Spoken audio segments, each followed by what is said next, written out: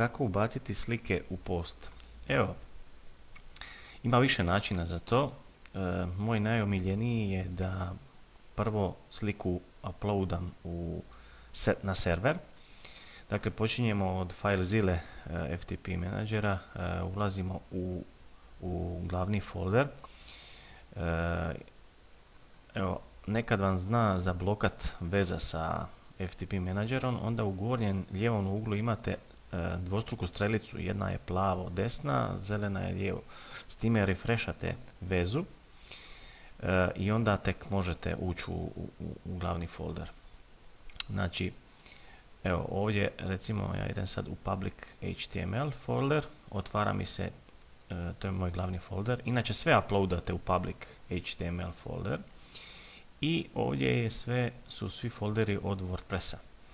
Tu ću kreirati jedan novi folder koji ću nazvati Images. Kliknemo znači ovdje desno, stvoriti mapu.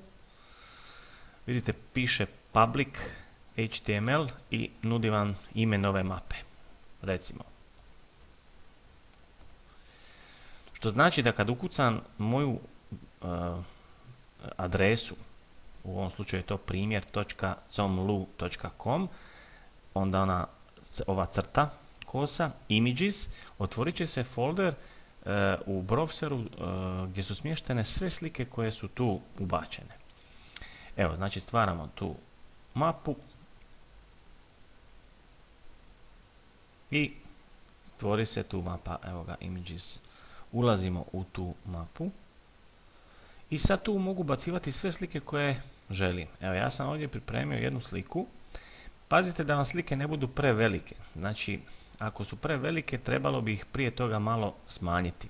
To možete sa alatom onaj GIMP kojeg sam već naveo ili sa nekim, ili čak mislim da se zove Microsoft Office Picture Manager.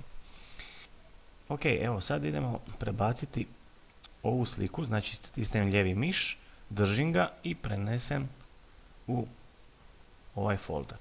Malo pričekam da se to uploada i evo ga, pojavila se tu slika.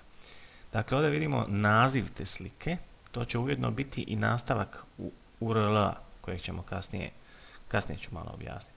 Ok, sad kad je slika na serveru, sad idemo u ovaj naš WordPressov panel, idemo na post, odabiremo, ja ću uzeti ovaj primjer Hello World, tu sad piše neki tekst, evo ovo je ostala od prije što sam probao, evo da na novo napravimo, znači da bi ubacili tu sliku, trebamo samo stisniti ovaj ovdje dugme Add Image. I sad vas pita ovdje from computer, from URL, from media library. Ja nisam ubacivao, zna da se može i ovako, ali pojavljuju se neke greške pa ja to ne radim i ne želim razbijati glavu, nego from URL. I tu mi nudi nekoliko opcija. Znači, koji je to URL sada? Ja? Dakle, prvo ćemo tu upisati početak naše web stranice. Dakle, to je to. Onda ide folder images, imags, i onda ide naziv slike. Dakle, to je onaj naziv slike kojeg sam malo prije spomenuo. Da se podsjetimo, to je ovaj. Kliknete jedan put, pa još jedan put s malim razmakom, copy. Dakle, to je cijeli naziv. Pazite da ne klikate prebrzo jer će vam se prebaciti vamo na ovu stranu. Ili možete jednostavno na ovom strani gdje vam je kompjuter, odakle ste dobili tu sliku. Tu vam je sigurnije da uzmete naslov. Ili recimo jednostavno desni miš, preimenovati i onda opet se osjenčiti cijeli naziv, desni miš, copy i to je taj naziv. I idemo na to. Evo ga. Sada ovaj URL upućuje u stvari na tu sliku koja se nalazi na serveru. Naslov slike nazovite je nekako, to je ako želite, ako ne želite ne morate.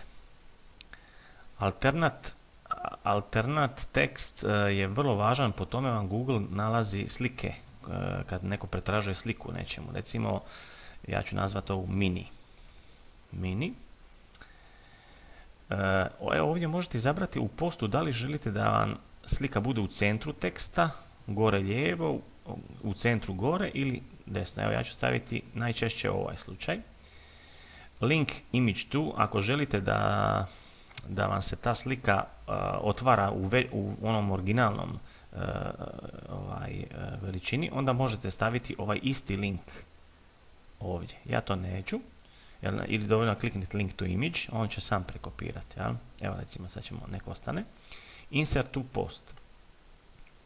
Evo sad je on u postu i ovdje kad kliknete na sliku možete je smanjiti prema tekstu da izgleda lijepo. I ako napravimo update,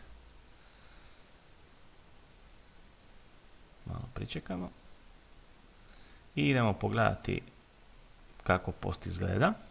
Evo, vidimo da je slika tu i ako kliknemo, vidite da se može kliknuti na nju, ako je kliknemo otvorit će se u originalnom formatu. Ako ne želite da vam se tako, da vam bude slika da se na nju može kliknuti, onda nemojte upisivati onaj URL pri dnu što sam malo prije rekao. Ja? Znači to je bilo, ako hoćete izmijeniti možete opet tu, edit image, ponovo se vraćate na onaj prozor. Dakle, ako ne želite da se može kliknuti na nju, onda ovo ovdje skinite. I to je to. Za one koji žele malo više oko te slike se baviti, imaju ove napredne stavke, pa evo malo proučite, ja neću to sada u ovom videu odrađivati.